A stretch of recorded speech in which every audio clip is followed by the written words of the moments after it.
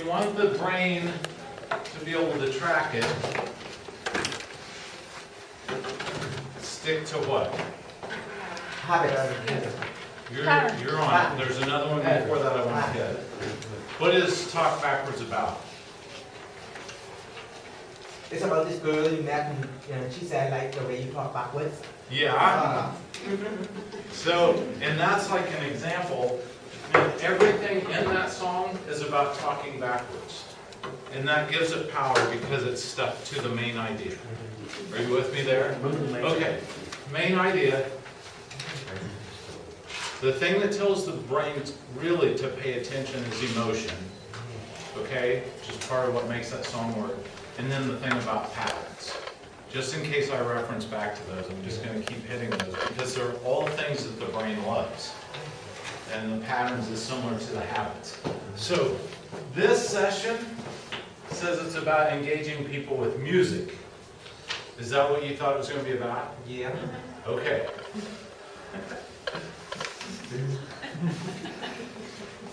I like music. All I'm... come on. Okay. This is going to make me crazy. These were just for fun things, but they... Okay, so think about this with using music. So I'm 9, I start trying to write songs. Okay, and that's just about can I express myself. And so for a lot of kids with music, it's about trying to actually express something. And then I hit a point with teaching that, wait, maybe I could actually teach content with this. And then at an older age, it's like maybe we could use music to get kids to do things that are not connected to music. Like how they come in and out of a room, and how can I use this to help kids establish habits for how we start an assembly, how they leave school at the end of the day, how they move in hallways, and that kind of stuff, which is part of what I want to throw at you here, because almost all of those allow for a connection of how you develop relationships kind of stuff. Then more recently has been this thing about writing songs with kids. So I want to mess with that a little bit, and from the standpoint of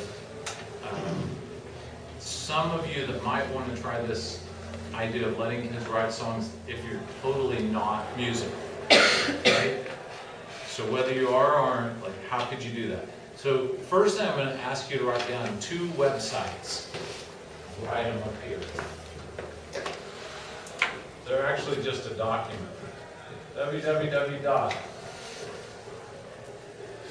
I just put these together for you. Okay, so it's going to be monteselby.com/ sort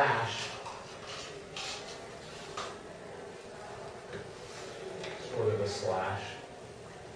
And then it's going to say, come on, man. Brain, that's a capital B. That matters. Brain beat.pdf. So it's just a document.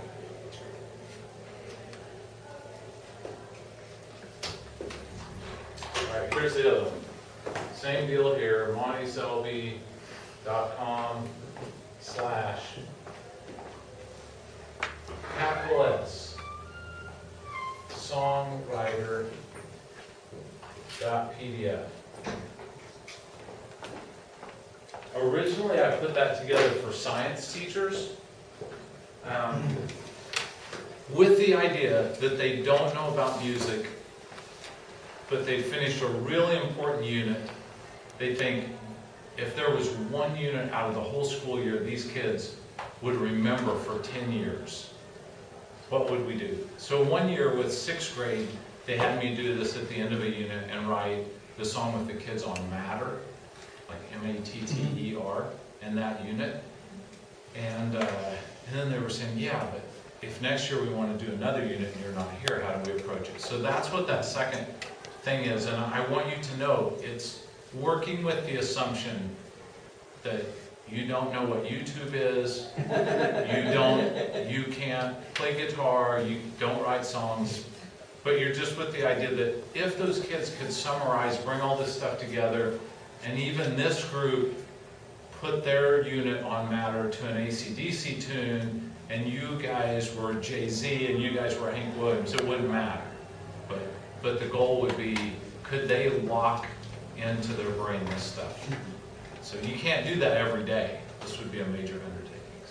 So I'm going to jump from just stuff you could do tomorrow, and you could start it tomorrow, to things like that last bit that is way more complicated, like you would start planning now for this event 2 months later, okay?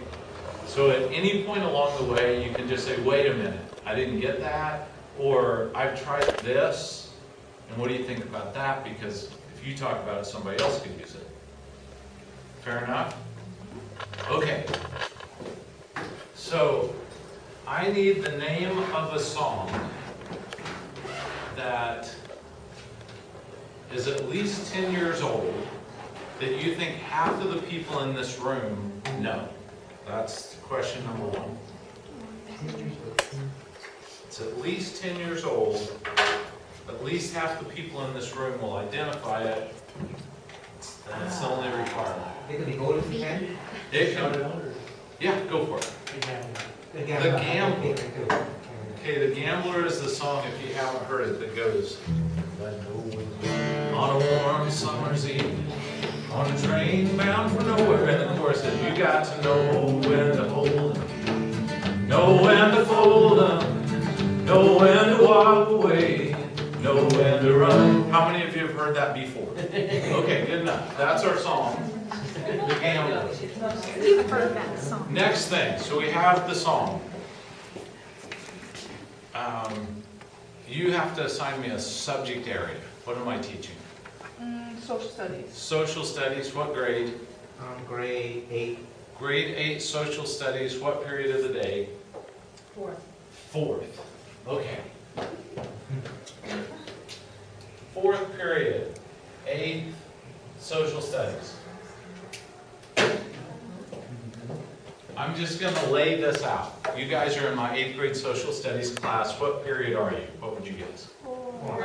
Yeah. Okay.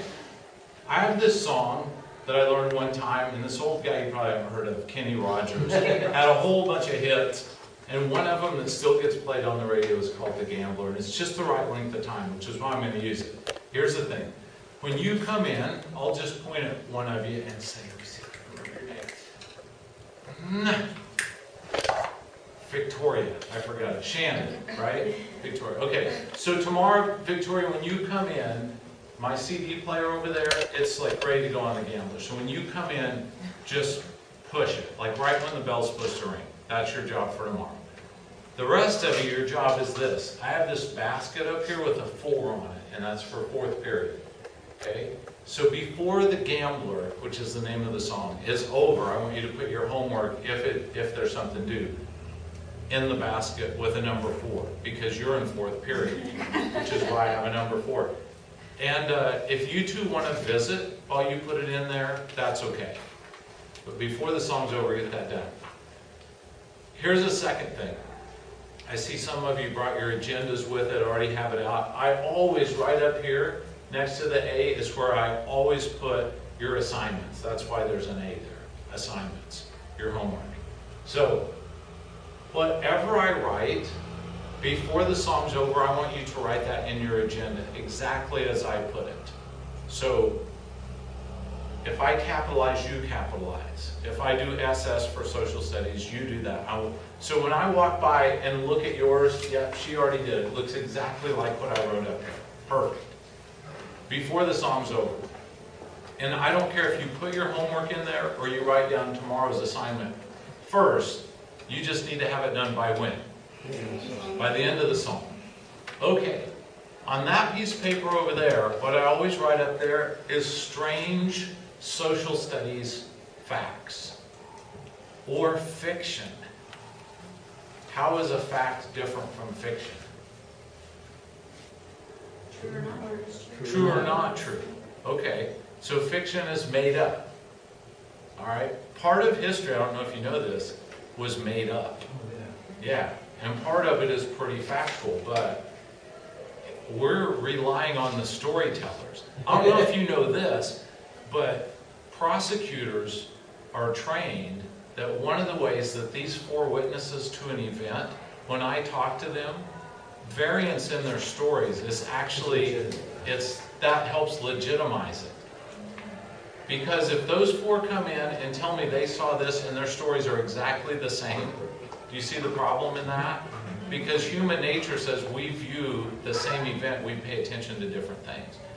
So what we're going to get used to doing is looking at, in 8th grade social studies, like, do you believe that or do you not? Because somebody wrote that down. They told the story. And the guy next to him wrote the story too, and it's not the same. So we're going to question everything that we see historically. So you might notice that what I put up there was that George Washington was a transvestite. How many of you think that's true? Okay, nobody. That's probably accurate. We don't know for sure, but I'm pretty sure he wasn't. Okay, so by the time the song fades out, because I dumped it into GarageBand and I put a long, slow fade out on it. So by the time that song fades out, guess where I would like you to be? In your seat. In your seat. Anybody want to guess what I want you to have with you at that point? Pen and paper. And your agenda. And your agenda, which is already going to be on your desk. Okay, so let's just practice this together. Victoria, go ahead and push the play button. Here comes the song. Okay, before this song's over, you're going to have to get out of your chair, right? So you're going to, what goes up here? What goes in your agenda? Point to where the info is. You got it. Okay, and we're going to do this every single day. And then you quickly look where for the quote of the day? Up there, yeah. And then you're supposed to decide if what I wrote is fact or fiction. And I'm probably going to say this. George Washington was a transvestite. Who says that's fact? And you would raise your hand. And who thinks that's fiction? And sometimes, actually, I won't know the answer. Because I know somebody has said one thing and somebody else has said something different. Are you with me? And how about this one? Let's vote on this one. A lot of times in 8th grade, people study Civil War. The Civil War was about slavery. Who says that's fact? Who says that's fiction? Not everybody voted. How come some people didn't vote? Because you don't know the answer. Give me another reason that you would not vote. It's the Or it's both, so you could have voted for both, right? Because you could argue that, well, it sort of was, but that's not all it was about. So you can choose to do this as a no vote. You could raise both hands. Okay, but the point is, I need your opinion on this issue, because then we just get to argue. So, first name? Rhonda. So Rhonda, if Rhonda says it was about slavery, and I say, no it wasn't, prove me wrong, do I have a problem with her? What am I trying to do? I want you guys to think. So I don't even care who's right or wrong in here. You can make an argument you don't even agree with if you can make your case. Because that's what makes you a powerful human when you walk out into the world. And in high school, I want people to say, you must have been in Selby's class. Okay? Which would be an okay thing. All right, by the time the song fades out, you're where? Okay. So now let me be principled for just a minute. And why I think the idea of using music can be cool, so to speak. Don't tell them you think that song's cool.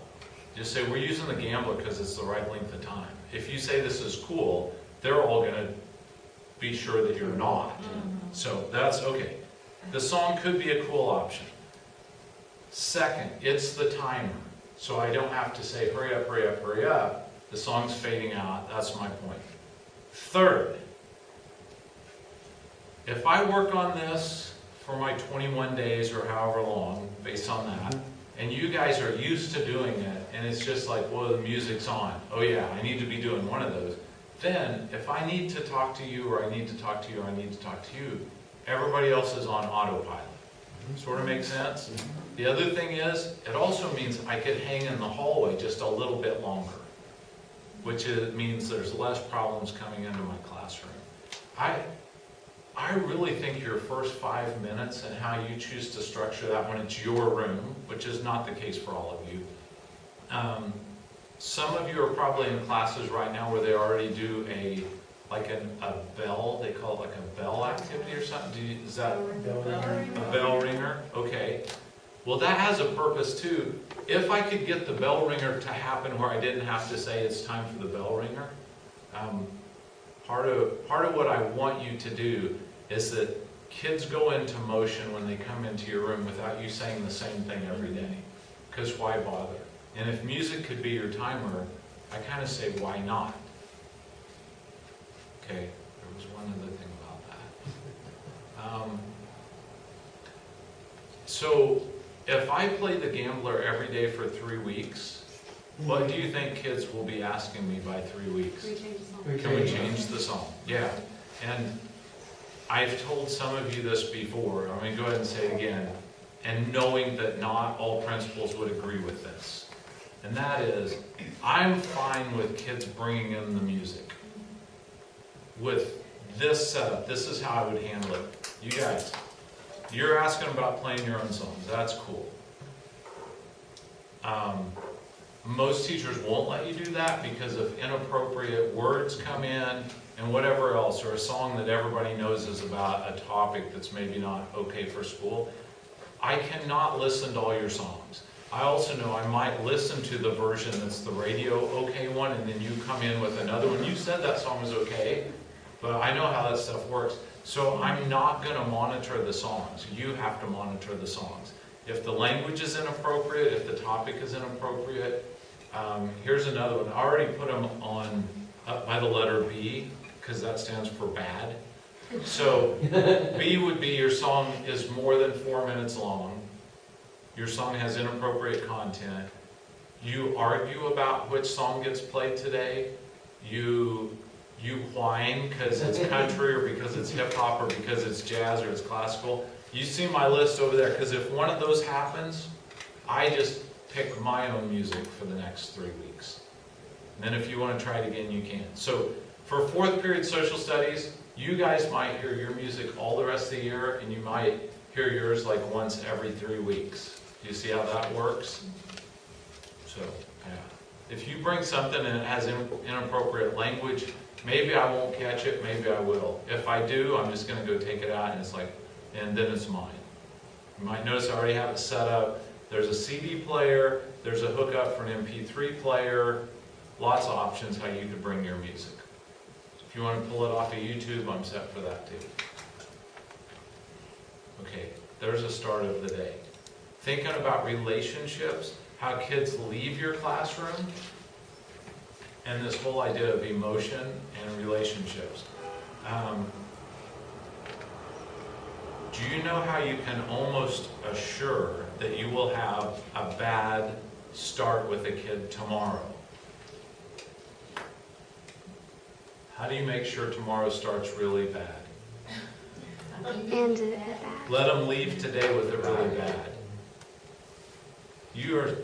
I just need to talk to you, and the way you act today, and you're just such a jerk, and you better get it together before tomorrow. If she leaves with that, She will come in. yeah, and honestly, I've told some of you this one before too, that I got from a high school teacher, and she's like this tall and really old, which she pointed that out to the other people in the room, because she said, if you're 20, hugging kids is probably not a great option. She's like, when you're 65, you can probably get away with it. But her thing was the H's. I think I may have put this in this handout for today.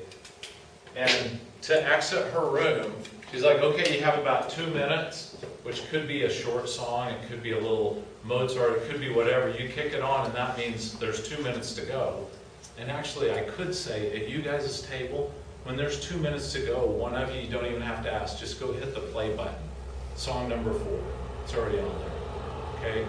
And that's just my little fade in, fade out, 2-minute warning for myself. And it means I finish up, you've already written down your assignment, right? So you can start gathering your stuff to get out of my room.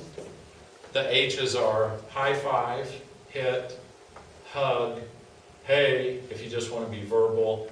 This lady had this, would you put your finger out? This ET thing, she'd go like that.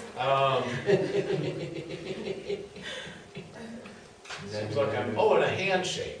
So she had her H's lined up, and her thing about it is, I really don't care about doing that. It's just that she said, any kind of exit thing that says, I'm okay with you as a person is a reset button for tomorrow. She said, if they leave hating you or hating your class, they're going to start that way tomorrow. She also said, boys in high school who are the most disruptive are the ones who are most likely to give her a hug. Mm-hmm. And that with the hug, sometimes they'll say, I'm sorry. And she said, I really don't care if they're sorry or not. I just want them to know I'm okay with them, because then maybe I've got a shot at them tomorrow. It also means if they leave and I'm like, and they're like, sorry, and you're like, you're good, I'll see you tomorrow. Even if she calls home or does whatever as follow-up, hey, let me catch you tomorrow, but I'm good with you. Shaking their hand. Sort of makes sense? Mm-hmm. She builds relationships every single time kids leave her classroom. A lot of people today have told me they like that brain break when we were dancing in the other room, you know?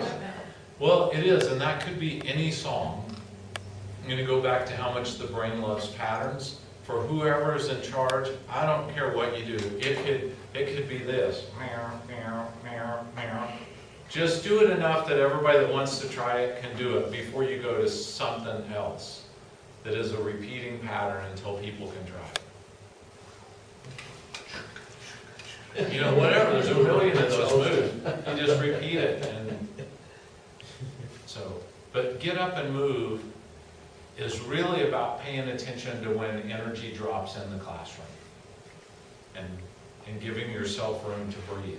Sometimes kids don't need a brain break as much as you do, because what you just taught for 3 periods that worked great suddenly is not working with this group. So that can give you a breather, can give them a breather, and just recharge the brain to jump in again. Okay? Honduras. Does anyone actually know where that is? Yeah.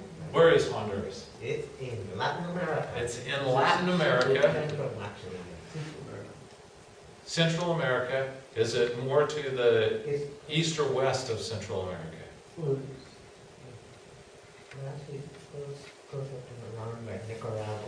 By Nicaragua. Okay. Do you sort of have a picture of that? So I had 3 high school girls from Honduras show up that at a national leadership conference were writing a song, and I was just asking them, other than writing songs, how else do you see music at school? I'll get to more of those. And they said, before your senior year, you pick the songs for the hallway. And the seniors teach the whole high school the dances that go with the songs that happen in the hallway. So you take a long, give me what's a classic Temptations hit?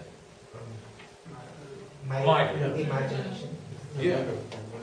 Okay, so let's go with My Girl. So you drop that into YouTube, not YouTube, GarageBand, and you make sure that it's, how long is a high school passing period?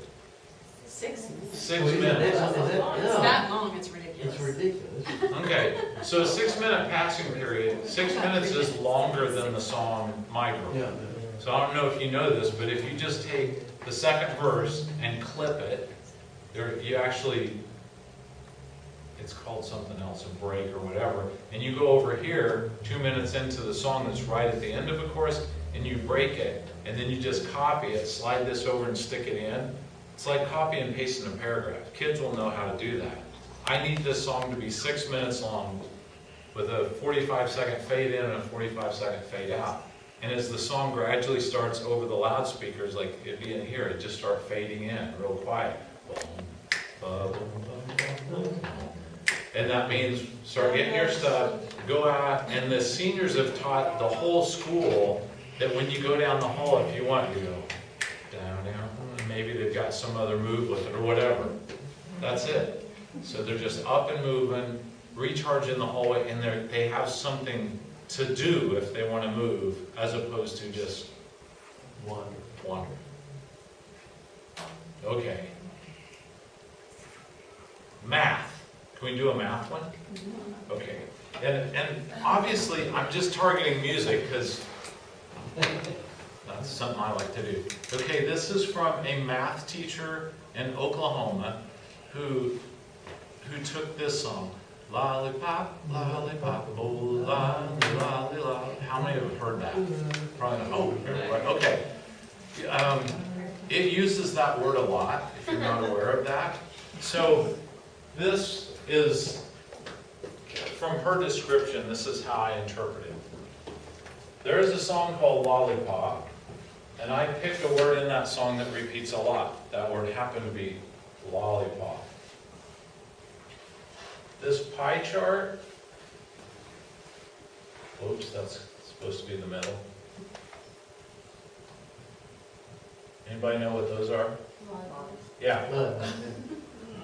Okay, so this represents the total number of words in the song, the whole pie chart. This is all the words other than lollipop, and this is the percentage of the song that is the word lollipop. So you get how I graphically displayed the song based on lyrics. Your assignment for tomorrow is to pick any song that you like. I don't care stylistically what it is. All I care is that you go to whatever song you pick, lyrics for Lollipop, and they will pop up. Unless your song is on an independent label that hasn't posted. But if it's been on the radio, the lyrics are out there. So you look at the lyrics, you pick a word that repeats a lot, and then you're going to have to count, what will you need to count to be able to create. You can use a graph, a pie chart, you can use whatever you want to visually represent, because that's what we've been working on. How do you represent numbers without using numbers? So what are you going to have, what numbers do you need from the song you pick? You need the total number of words and yeah. That math teacher told me that she teaches the same class all day. So she has 7th grade math all day. She said that's her only assignment, that every single kid in every section brought their homework the next day. All you have to do is visually represent that song on paper. Part of the reason I want you guys to bring in that beginning song to kick off our day, are you with me there? Yeah, the opening thing is because that's your world coming in. Were any of you in this last session about the barbershop thing? Yeah, he's talking about being aware of culture, right? So if you pick your song, which, does it matter if your song's in Spanish? No. Hebrew? No. But it's yours. It's your world coming into my classroom. Okay? Let's do another math one that's not music, just for fun. Give me 4, now let's do 5 shapes that kids still struggle with sometimes in middle school. So let's just wipe out circle, because most people know circle. Give me one. Octagon? Hexagon? Yeah, hexagon, you got it. Pentagon. Pentagon. Rhombus. Octagon. Octagon. Parallelogram. Was that 5? I said 5, right? Okay. Those 5. How many of you have a smartphone with you today, for real? Okay, here's the deal. In groups of 3, I already wrote your names up on the board so you're in your groups. You have 10 minutes. Once we walk across the street together as a group, we're going to walk onto the elementary playground. And your group, like those 5, you have to take a picture with a photo of each of those, and then we're going to walk back, and of the 5, I'm going to ask you to show me your favorite, but you have to have all 5. That's All right. interesting. That's wonderful. Okay. Did that confuse anybody? No. Okay. I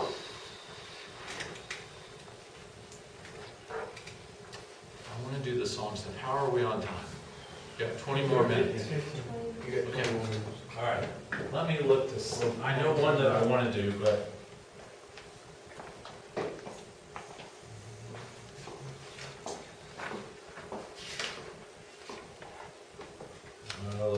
that stuff. Let's do this. Let's use music to connect with kids.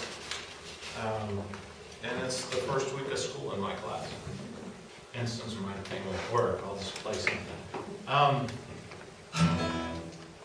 When the song starts, your job is to get out of your chair, take some piece of paper and something to write with, and go find 2 people in this room that teach at least one content area that you teach, and write their first name down. So if you go to Victoria, instead of saying, is your name Victoria, I want you to say, how do you spell your first name? Okay, so I'm looking for somebody else that taught music or math, if I'm out there, somebody that's, or going to teach music or math, and I'm going to go, oh really? How do you spell your first name? And once you have 2 names, you can go for 3 if you want, then you move back to your seat. If you can't find anybody, by the time the song is fading out, you head for your seat. Questions about the rules?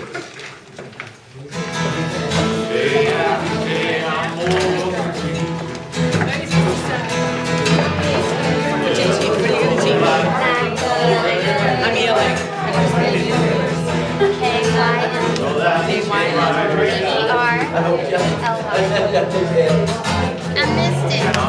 Music come out. Music come out. Okay.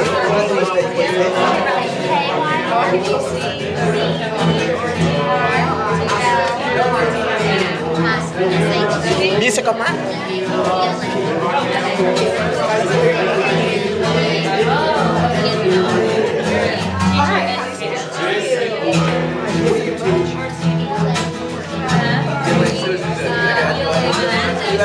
My mind is free. You know all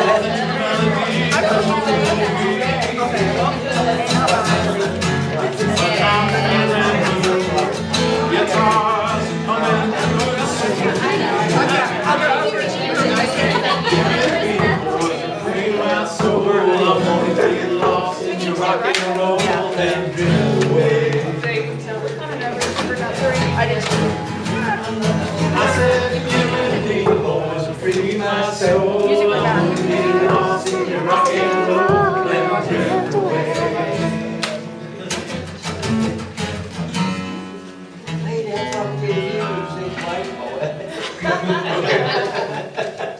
So all we're doing is letting the music drive it out, which we don't have to, but it shows up in our classroom again. What's the difference between an introvert and an extrovert? We think of introvert, shy.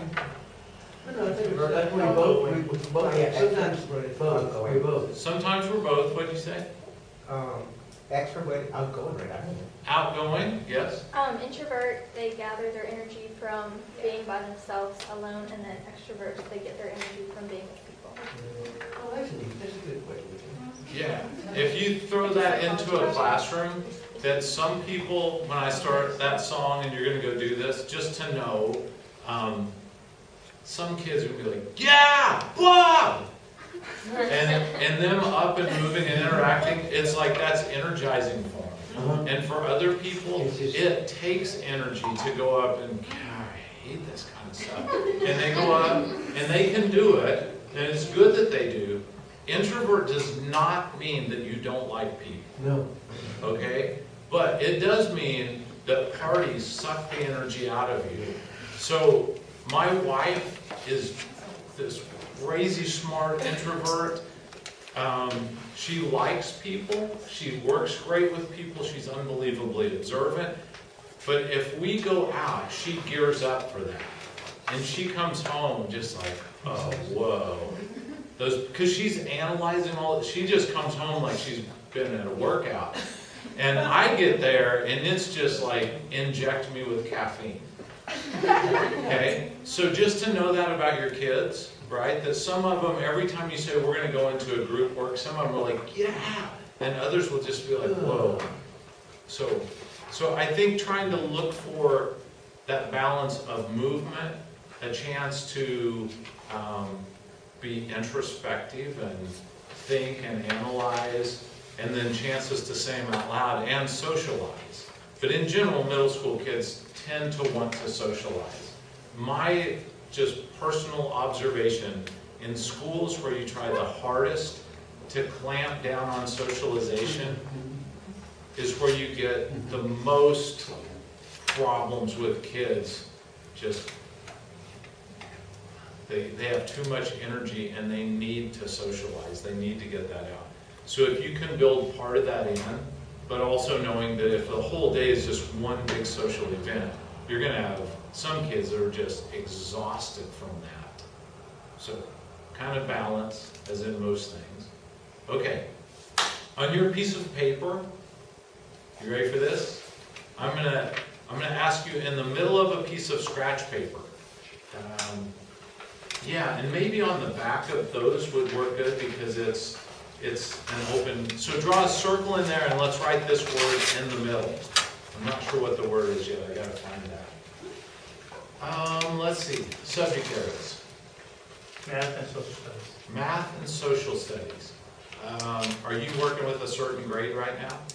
Yeah, 6. 6. Anybody else 6th grade social studies going on right now? You are too? Okay.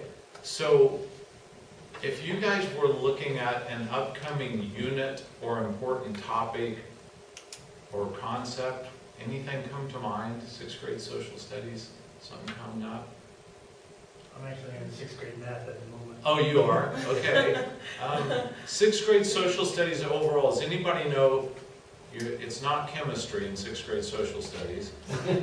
It's probably not, it's not Civil War. Does anybody know? It's Europe, Australia. Europe and Australia. Why do we need to learn anything about